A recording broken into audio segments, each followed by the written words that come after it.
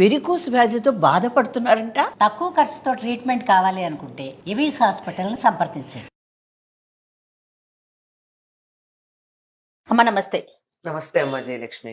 అమ్మా, చిరిగిన బట్టలు వేసుకోవచ్చా? వేసుకుంటే ఏమవుతుంది? అమ్మ, చిరిగిన బట్టలు అని అనడంలోనే అవి వాటి సహజత్వాన్ని కోల్పోయిన అర్థం అవుతోంది కదా. అవును. చిరిగాయంటే మామూలుగా ఏమిటి అర్థం? పాతపడ్డాయి, ముట్టుకుంటే నలిగిపోయి చిరిగిపోయింది అనుకుందాం. ముట్టుకుంటే ఇలా విచ్చిపోయేటట్టున్నాయి అని అర్థం. అది దేనికి సంకేతంగా ఉంటుంది? చిరిగిన బట్టలు వేసుకోవడం అన్నది దరిద్రానికి సంకేతం. అంతే కదా. ఏదన్నా అంటే కుచేలుడు అన్న పేరు మీరు విన్నారు. అవును. ఆయనకి అటుకులు పట్టుకెడదాం అనుకుంటే కృష్ణుడి కోసం పాపం భార్య ఇంట్లో వెతికితే అటుకులు దొరికాయట. అటుకులు పట్టుకెడదామని చూస్తే ఆయన ఉత్తరీయంలో దాన్ని కడదాం అనుకున్నట్ట.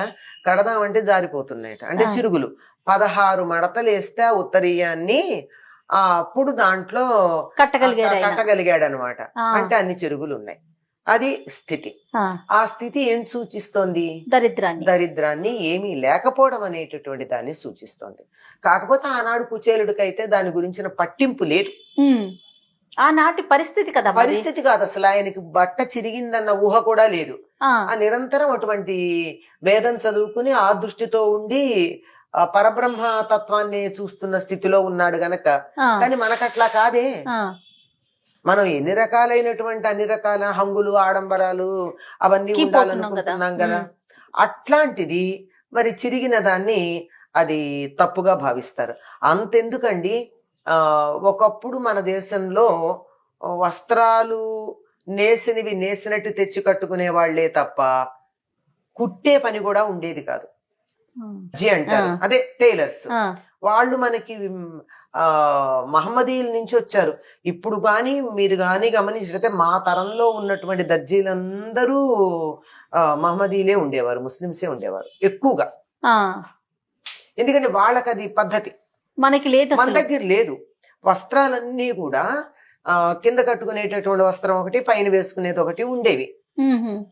పైగా మగవాళ్ళు నడుపు కట్టుకునేవారు, ఆడవాళ్ళు పైన కట్టుకునేవారు. ఇక్కడ అంతే.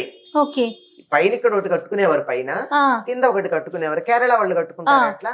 కట్టుకుని దానిపైన ఇంకొకటి బల్లెబాటు వేసుకునేవారు. మన వాళ్ళు కూడా.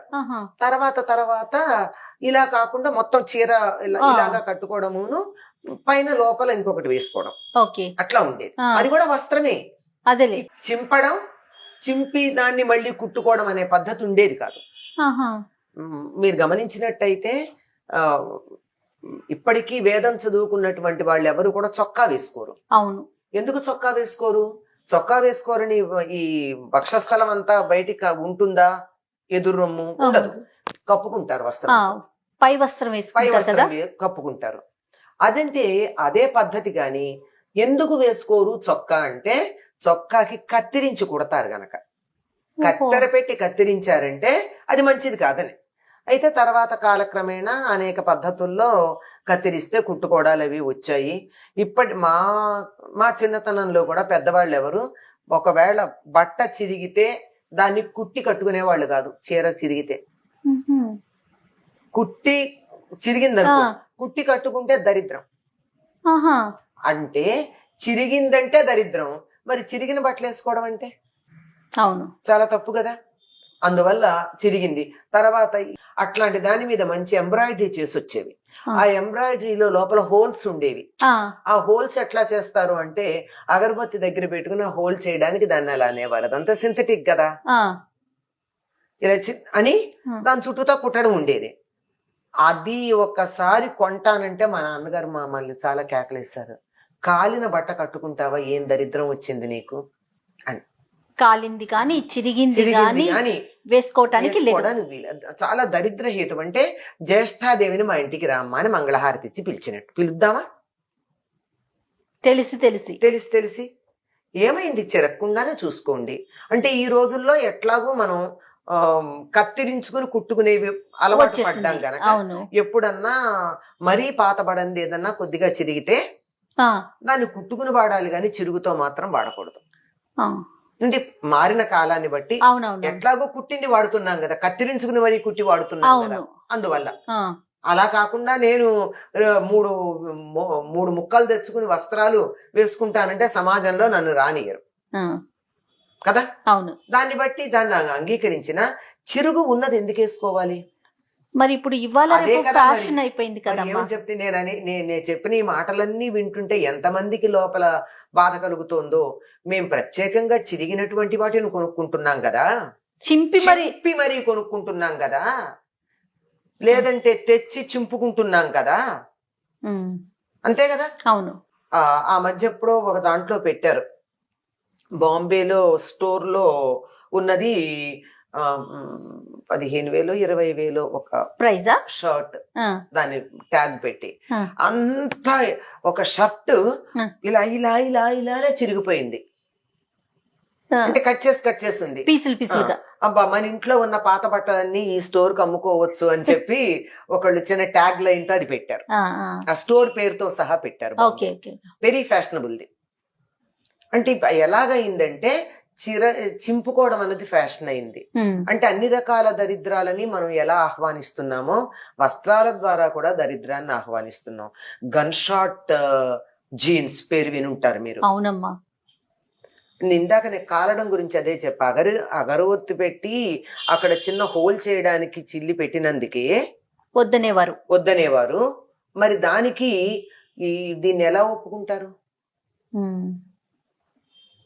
కాజాలు ఒప్పుకునేవారు కాదు. అంటే ఈ ప్లాస్టిక్ బటన్స్ ఉండి కాజాలు పెడతామే, అది కూడా కత్తిరిస్తారు గనక దాని బదులు హుక్కును హుక్కులు పెట్టించుకోండి, లేదంటే బటన్స్ ఉండేవి, ప్రెస్ బటన్స్, అవి పెట్టుకోమని చెప్పేవారు మా చిన్నతనంలో ఇవన్నీ. ఇప్పుడు అసలు అవన్నీ మనకి అది లేవనుకోండి, అంతకే జిప్ పెడుతున్నారు సరిపోతోంది, అలాంటివి పెద్ద లేకుండా. కానీ కల్చర్ పూర్తిగా మారిపోలేదమ్మా వస్త్రధారణకి సంబంధించి. ఎన్ని రకాలుగా మారడానికి అవకాశం ఉందో అన్ని రకాలుగా మారింది. 1, 2 అని చెప్పడానికి వీల్లేదు. ఎందుకు మారింది అంటే మనకు అన్ని విధాలు మారాం, అందులో ఇది ఒక భాగం. అవును. ఒక సంస్కృతిని తెలియజెప్పేది ఏముంటుందంటే కట్టు బొట్టు, అవును, జుట్టు. కట్టు బొట్టు జుట్టు. బొట్ట అదేంటి తెలీదు,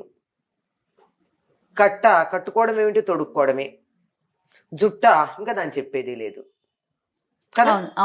ఇన్ని రకాలుగా సంస్కృతి, ఒక ప్రాంతం వాళ్ళు వీళ్ళు అని తెలియజెప్పడానికి ఈ 3 నిదర్శనాలు. ఆ వ్యక్తి యొక్క క్యారెక్టర్ లో బయోడేటాలో సగం తెలుస్తుందమ్మా వీటి బట్టి. ఇప్పుడు బొట్టు ఉంది, ఆ బొట్టు పెట్టుకోకపోతే ఒకటి, పెట్టుకుంటే ఒకటి తెలుస్తుంది. పెట్టుకున్న బొట్టు కూడా ఎట్లాంటిది అంటే ఇప్పుడు ఏదో సరదాగా చిన్నది పెట్టుకోవడం కాకుండా మీరు నామం పెడతారా, విభూది పెడతారా, గంధం పెడతారా, సింధూరం పెడతారా, చాదు పెడతారా, దీన్ని బట్టి వీళ్ళు ఏ విశ్వాసానికి చెందిన వాళ్ళు తెలిసిపోతుంది కదా. బొట్టు పెట్టుకోకుండా బయటకు వచ్చారంటే పూర్వం ఇంకా స్నానం చేయలేదు లేదా సూతకంలో ఉన్నారని తెలిసేది. ఇప్పుడు అసలు ఆ తేడాలే లేవు. అంటే ఒక మనిషి యొక్క విషయాలలో సగం వారి యొక్క ఆహార్యం బట్టి తెలుస్తుంది. ఆహార్యం అంటే మేకప్, ఆ మేకప్ బట్టి తెలుస్తుంది. దాంట్లో ప్రధానమైనటువంటి వస్త్రం ఇప్పుడు ఎలా తయారైందంటే ఏమిటో వలువలు విలువలు 2 పోయినవి, తగ్గాయి. అవునమ్మా. వలువలు విలువలను ఇస్తాయి, ఆ రెండిటిలో కూడా పతనం అన్నది మనకి ఇప్పుడు బాగా కనపడుతుంది. చిన్నది పరిస్థితుల్లో వేసుకోకూడదమ్మా. ఆ గన్ షాట్ ని మనం ఏం అనలేము, వేలు పెట్టి కొనుక్కుంటున్నారు, వాళ్ళ సంగతి వదిలేసేయండి. ఎందుకంటే మనం మాట్లాడకూడని విషయాల్లాగా అయిపోయినాయి. కానీ మన వరకు మనం పాటించదగింది చిరిగినవి వాడకుండా ఉంటే చాలు. తప్పకుండా అమ్మా. నమస్తే.